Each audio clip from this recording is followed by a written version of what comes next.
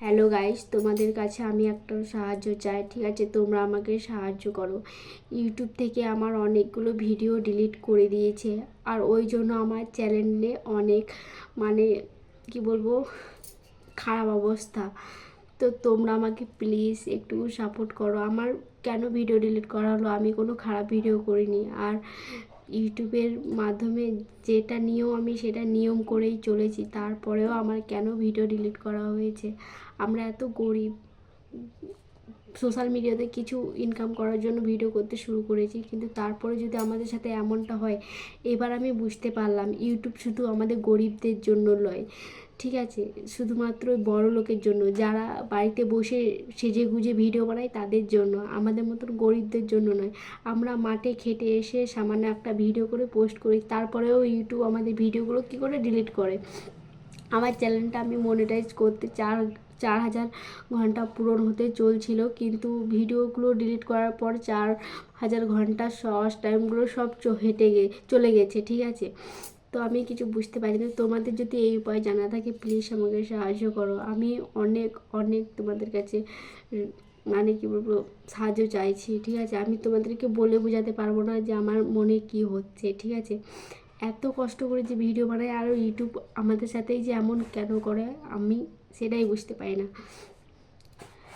আমি কী বলবো, আর বলার মতো কিছু ভাষাই খুঁজে পাচ্ছি না। আমার বরকে তো বলতে বলতে আমি পুরো কান্নাই করে ফেলেছিলাম, যে আমি বলছিলাম আমি কেন এমন কিছুই করিনি। আমি উল্টো বাড়ির লোককে দোষ দিচ্ছি যে তোমরা আমার ভিডিওগুলো ডিলিট করেছো, আর যে ভিডিওগুলো বেশি ট্রেন্ডিংয়ে যাচ্ছিলো সেই ভিডিওগুলোই ডিলিট করা হয়েছে।